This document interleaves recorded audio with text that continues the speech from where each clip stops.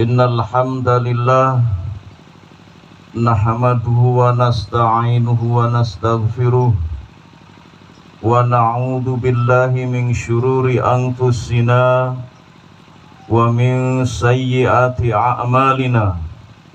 May yahdihillahu fala mudhillalah wa may yudlil fala hadiyalah.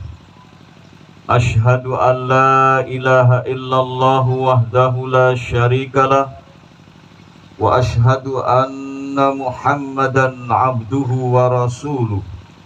Allahumma salli wa sallim ala nabiyyina Muhammad wa ala alihi wa ashabihi ajmain, amma ba'du. Fa ya ibadallah usikum wa nafsi bitaqwallah faqad fazal muttaqun. Qala Allah ta'ala fil Qur'anil Karim, a'udzu billahi minasy syaithanir rajim. Ya ayyuhalladzina amanu taqullaha haqqa tuqatih wa la tamutunna illa wa antum muslimun. Qala Rasulullah sallallahu alaihi wasallam, ittaqillaha haitsu ma kunta wa atbi'i sayyi'atal hasanata tamhuha wa khaliqin nasa bi khuluqin hasanin. Allahu akbar, Allahu akbar, Allahu akbar, Allahu akbar, Allahu akbar, Allahu akbar, Allahu akbar, Allahu akbar, Allahu akbar, Allahu akbar, Allahu akbar kabira walhamdulillahi katsira wa subhanallahi bukratan wa asila. Ma'asyiral muslimin, jamaah salat Idul Adha yang dimuliakan oleh Allah Subhanahu wa taala. Pada pagi yang sejuk ini kita wajib bersyukur kepada Allah Subhanahu wa ta'ala yang telah memuliakan umat Islam dengan iman. Tidak ada yang paling mulia adalah ketika kita diposisikan menjadi orang-orang yang beriman. Karena orang-orang yang paling terendah adalah orang-orang kafir ditempatkan.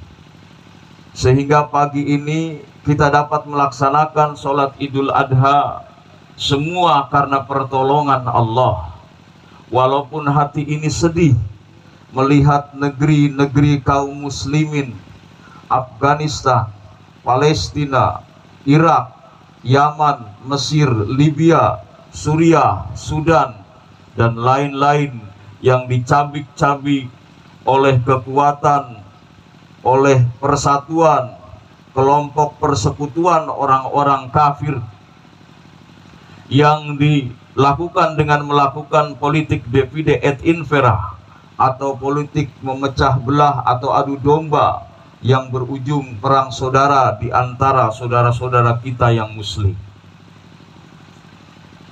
Tentunya hal ini dilakukan untuk kepentingan ideologi, politik, ekonomi, dan pertahanan negara mereka.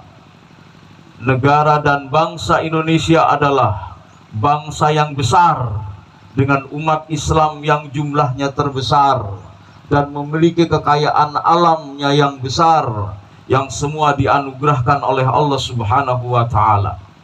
Maka seharusnya kita semua waspada, jangan sampai diprovokasi dan diadu domba oleh mereka. Kita harus terus berjuang dan berdakwah dengan sabar dan tawakal kepada Allah Subhanahu wa ta'ala. Allah mengingatkan kita dalam surah Ali Imran ayat 139. Wala tahinu wala tahzanu wa antumul a'launa in kuntum mu'minin. Janganlah kamu bersikap lemah, janganlah kamu pula bersikap sedih hati, padahal kamulah orang-orang yang paling tinggi derajatnya jika kamu orang-orang yang beriman. Allahu Akbar, Allahu Akbar, Allahu Akbar, Allahu Akbar walillahil hamd. Dalam kisah kurban banyak hikmah yang dapat dijadikan pelajaran dan diamalkan. Nabi Ibrahim Al-Khalil adalah seorang yang diproyeksikan oleh Allah Subhanahu wa Ta'ala sebagai seorang rasul yang bertugas menyelenyapkan kebatilan dan kesesatan dan menggantinya dengan ajaran tauhidullah. Karena itu Allah Subhanahu wa Ta'ala menghilangkan potensi kesesatan dan kebatilan dalam jiwa Ibrahim alaihissalam ketika beliau masih kecil, menggantinya dengan kecerdasan dan hidayatul haq. Walaqad ataina Ibrahim rusdahu min qablu wa kunna bihi alimin. Dan sesungguhnya kami telah menganugerahkan kepada Ibrahim hidayah kebenaran sebelum Musa dan Harun, dan adalah kami mengetahui keadaannya. Kita berdoa, kita termasuk orang-orang yang mendapatkan hidayatul haq. Allahu Akbar, Allahu Akbar, Allahu Akbar, walillahil haq. Nabi Ibrahim mengajarkan tentang tauhid dan membenci perbuatan syirik, dan disampaikan kepada umatnya, kepada orang tuanya. Maka ketika Ibrahim bertanya kepada bapak dan kaumnya, patung-patung apakah ini yang kamu tekun beribadah kepadanya? Mereka menjawab, kami dapati bapak-bapak kami menyembah, kami melihat nenek moyang kami menyembah. Ibrahim berkata, sesungguhnya kamu dan bapak-bapakmu dengan nenek moyangmu dalam keadaan kesesatan yang nyata. Menurut ayat ini, mereka menyembah berhala karena mengikuti kebiasaan dan tradisi nenek moyang mereka. Sebaik apapun pendapat orang tentang tradisi, adat istiadat, apabila tidak sesuai dengan ajaran Islam, bahkan bertentangan, selayaknya lah kita tinggalkan. Jangan dicampur adukan dengan ajaran Islam. Sesungguhnya nenek moyang manusia mengajarkan tauhid, yaitu mengesahkan Allah. Dalam surat Al-Baqarah ayat 133 Allah berfirman, Am kuntum suhada'a idh hadara Ya'qubal maut idh qala libanihi ma ta'buduna min ba'di qalu na'budu ilahaka wa ilaha abaika Ibrahima wa Ismaila wa Ishaqa ilaha wahida wa nahnu lahu muslimun. Adakah kamu hadir ketika Yakub kedatangan tanda-tanda kematian?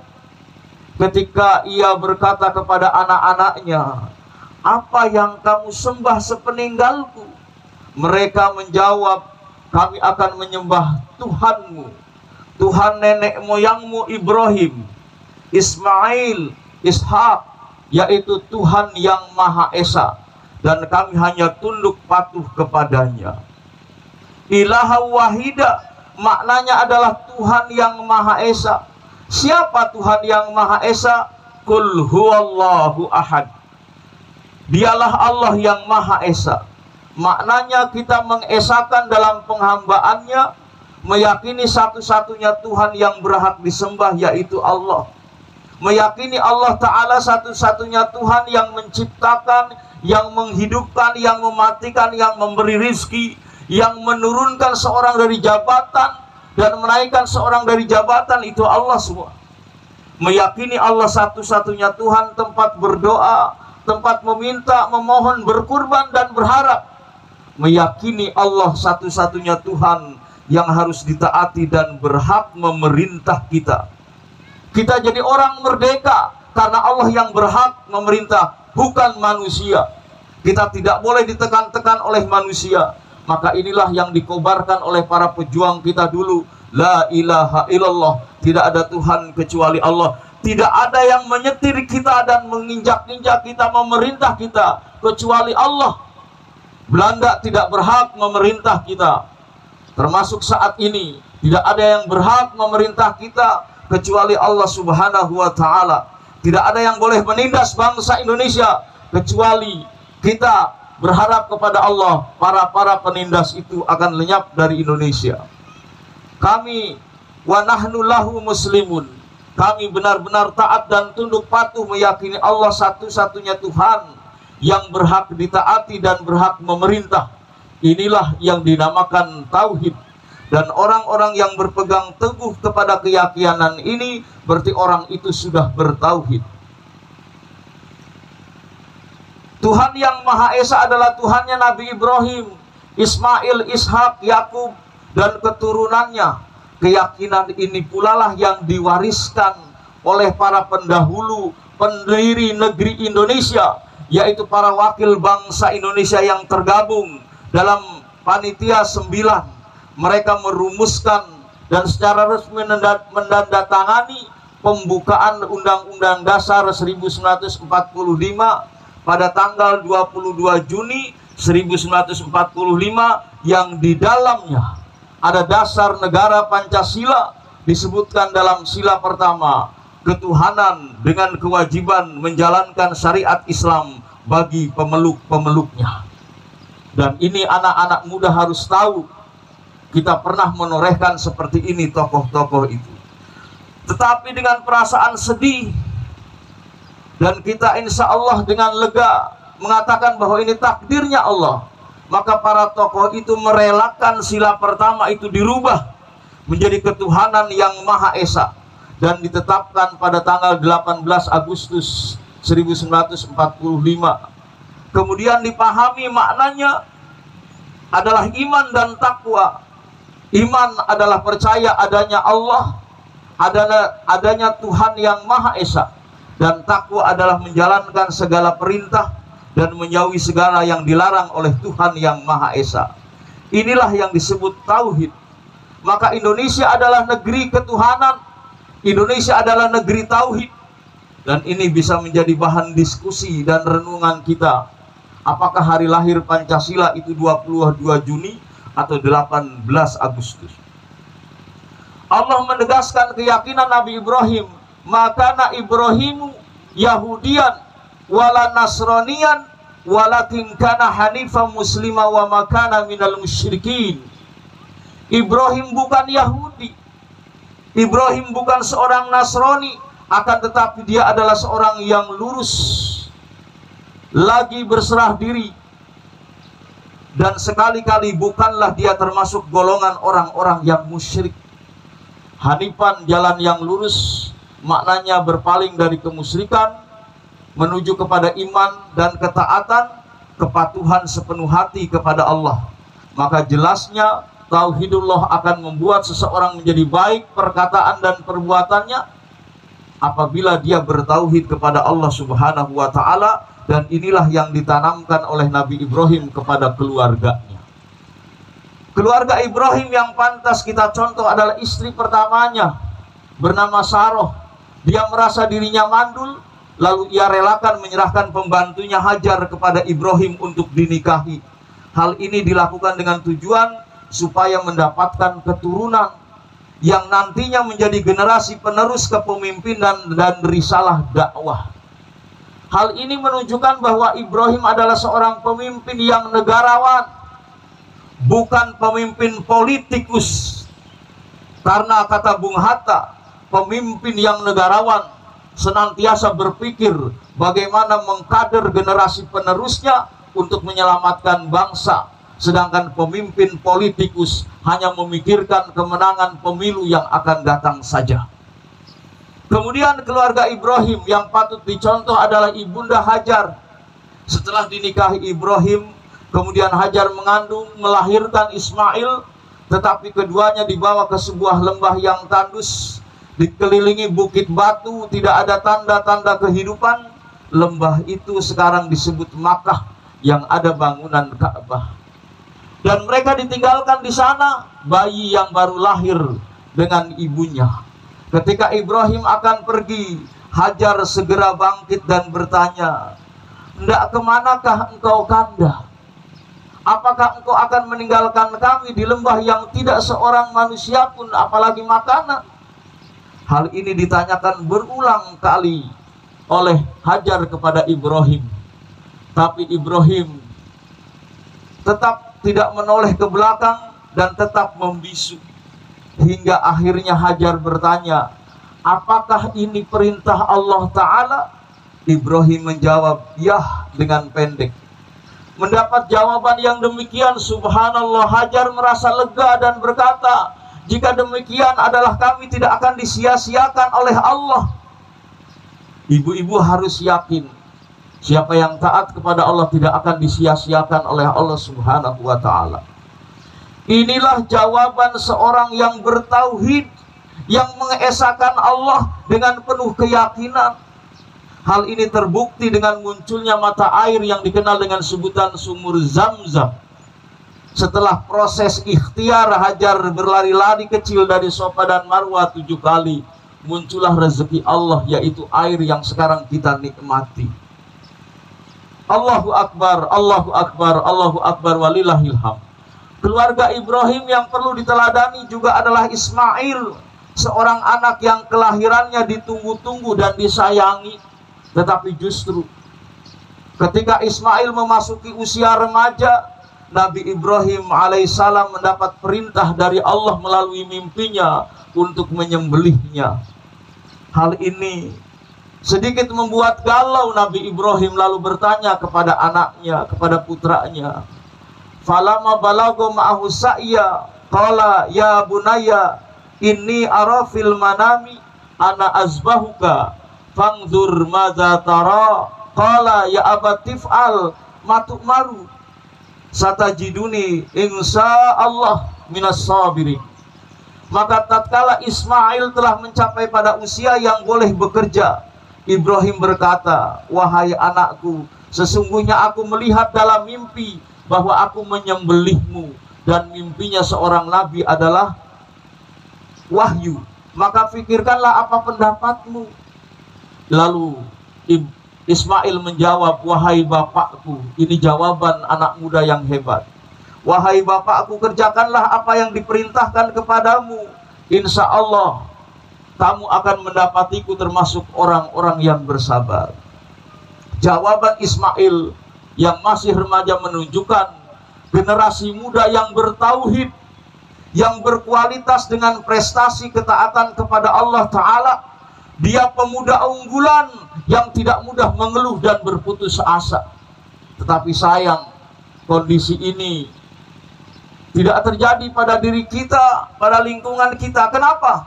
Anak-anak muda kita sudah tidak kumpul lagi di masjid. Dia lebih banyak di konser-konser musik, di acara-acara hiburan malam, di pinggir-pinggir jalan, di alun-alun. Sementara ketika subuh masjid pun kosong. Siapa yang membuat mereka? Yang membuat mereka demikian adalah bapak-bapaknya lah. Siapa bapak-bapaknya? Bisa bapak kandung, tapi bisa juga bapak-bapak pemimpin kita yang menyeret mereka ke daerah-daerah yang tidak bersifat spiritualisme. Melihat dari jawaban Ibunda Hajar dan putranya Ismail menunjukkan keberhasilan Nabi Ismail, Nabi Ibrahim alaihissalam menjadi pemimpin yang menanamkan tauhid dan menjauhkan dari kesyirikan, sehingga menghasilkan insan yang soleh dan solihah dan beradab. Tauhid adalah intisari ajaran Islam, meletakkan Allah dan perintah-perintahnya di atas segala-galanya, terutama di atas kepentingan dan keinginan pribadi. Rasulullah mengingatkan kita, pangkal pokok segala perbuatan dosa adalah syirik. Tidak sedikit perbuatan dosa, tindakan biadab, tidak beradab, kekejian, kriminal, melanggar aturan hukum. Bisa kita lihat, mereka melanggar undang-undang dan konstitusi.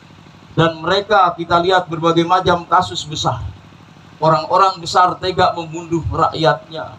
Orang-orang besar tega mengambil hak rakyatnya. Orang-orang besar itu memberikan contoh yang tidak baik. Sehingga apa yang terjadi?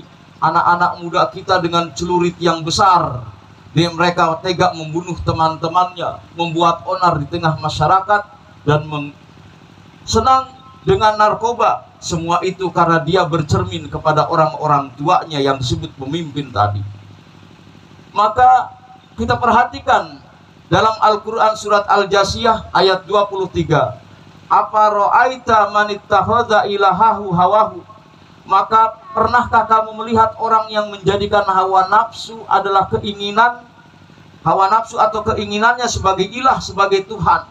Berarti dia berbuat syirik dengan mempertuhankan hawa nafsunya. Dan ini bentuk-bentuk kesyirikan di zaman sekarang yang mungkin kita tidak melihat orang Islam menyembah berhala, tetapi mereka menyembah dan mempertuhankan hawa nafsunya. Maka marilah kita perhatikan diri kita, keluarga kita, dan bangsa kita. Karena syirik mempertuhankan hawa nafsu, akhirnya mereka juga mempertuhankan harta, tahta, dan syahwat. Yang saat ini mereka sedang bermegah-megahan dengan tahta, harta, sehingga mereka tega berbuat menjadi orang-orang munafik, berbohong, berjanji bohong. Kemudian ketika dia diberikan amanah, dia berkhianat. Lalu untuk mencapai harta, tahta, dan syahwatnya tadi, mereka menghalalkan segala cara, hingga yang haram pun dilakukan.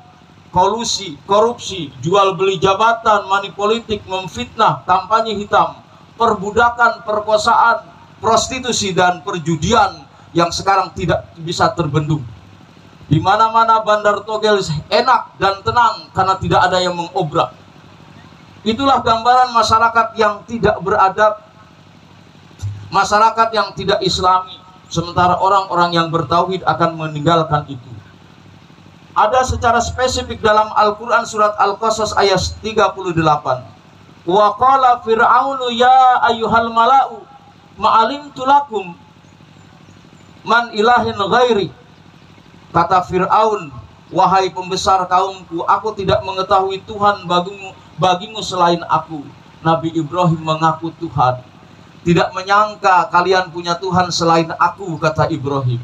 Dan para pemimpin saat ini hampir-hampir dia merasa dirinya sebagai Tuhan walaupun tidak menyebut Tuhan. Kenapa? Karena dia akan berkata, yang presiden saya atau kamu, yang komandan saya atau kamu, semua terserah saya. Sama dengan dia seperti Tuhan karena semua diatur oleh dirinya.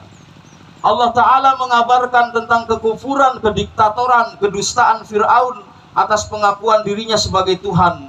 Sehingga ketika ia melakukan kesyirikan berikutnya, dia percaya kepada paranormal, tukang nujum, para dukun, bahwa kerajaannya akan dirobohkan oleh seorang laki-laki, anak laki-laki. Maka ia diperintahkan kepada para pembesarnya untuk membunuh setiap anak dan bayi lelaki yang lahir.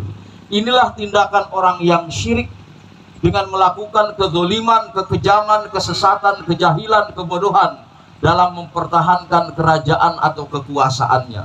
Hal ini pula yang dilakukan para penguasa hampir di seluruh dunia saat ini, termasuk di Indonesia.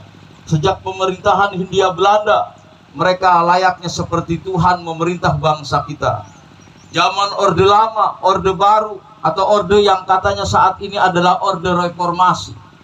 Dalam mempertahankan kekuasaannya, mereka melakukan praktek kezoliman, kesesatan, kebodohan, dan kejahiliahan. Sehingga tentunya hal ini dilakukan untuk kepentingan mereka, adalah kepentingan kecintaan kepada dunianya. Maka Rasulullah dan Nabi Ibrahim berdoa kepada Allah, Allahumma inna na'udzubika min anusyrika bika syai'an na'lamuhu wa nastaghfiruka liman la na'lamuhu. Ya Allah, kami berlindung kepadamu dari kekuatan, dari menyekutukanmu. Ya Allah, kami berlindung kepadamu dari menyekutukanmu dengan sesuatu makhluk sedangkan kami mengetahuinya. Dan kami memohon ampun kepadamu dari menyekutukanmu dengan sesuatu makhluk karena kami tidak mengetahuinya. Dua kekasih Allah berdoa memohon perlindungan kepada Allah. Maknanya ada situasi yang tidak aman dan ancaman yang serius dari perbuatan syirik. Namun ironisnya saat ini bisa-bisanya ada manusia yang tenang-tenang saja dan merasa aman dengan kesyirikan. Maka melihat konteks doa ini, kita dianjurkan membacanya. Dan dengan ini kita harus sadar, karena kesyirikan tidak hanya ada pada zaman Nabi Ibrahim atau Nabi Muhammad, tetapi realitanya kesyirikan akan ada pada setiap zaman. Maka marilah kita bersama-sama di tahun yang akan datang memilih pemimpin yang bertauhid, jangan memilih pemimpin yang berbuat syirik. Karena kalau sudah berbuat syirik, maka yang akan dia lakukan akan bertentangan dan akan merugikan kita. Kemanusiaan yang adil dan beradab akan terlaksana apabila kita memahami ketuhanan yang Maha Esa. Maka ketuhanan yang Maha Esa dalam Pancasila diposisikan di atas. Seperti ketuhanan yang Maha Esa yang dipahami oleh para perumusnya, yaitu bangsa yang beradab adalah bangsa yang bertauhid dan menjauhi kemusyrikan atau kesyirikan. Marilah kita berdoa kepada Allah Subhanahu wa Ta'ala agar kita senantiasa diselamatkan oleh Allah Subhanahu wa Ta'ala dari segala bentuk kesyirikan dan dijadikan kita menjadi manusia tauhid. Innallaha wa malaikatahu yusholluna 'alan nabi. Ya ayyuhalladzina amanu shollu 'alaihi wa sallimu taslima. Allahumma sholli ala Muhammad wa ala ali Muhammad kama sholaita ala Ibrahim wa ala ali Ibrahim innaka Hamidum Majid. Allahumma ighfir lil muslimina wal muslimat wal mu'minina wal mu'minat al ahya'i minhum wal amwat innaka sami'un qarib. Allahumma arinal haqqa haqqa warzuqna ittiba'ah wa arinal batila batila warzuqna ijtinabah. Allahumma inni as'alukal huda wat tuqa wal afafa wal ghina. Allahumma ya muqallibal qulub tsabit qalbi ala dinik. Allahumma musarrifal qulub sarif qulubana ala ta'atik. Rabbana hab lana min azwajina wa dzurriyyatina qurrata a'yun waj'alna lil muttaqina imama. Rabbana ighfir lana wa liwalidayna warhamhuma kama rabbayana shighara. Rabbana atina fid dunya hasanah wa fil akhirati hasanah wa qina adzabannar. Subhana rabbika rabbil izzati amma yasifun wa salamun alal mursalin walhamdulillahi rabbil alamin.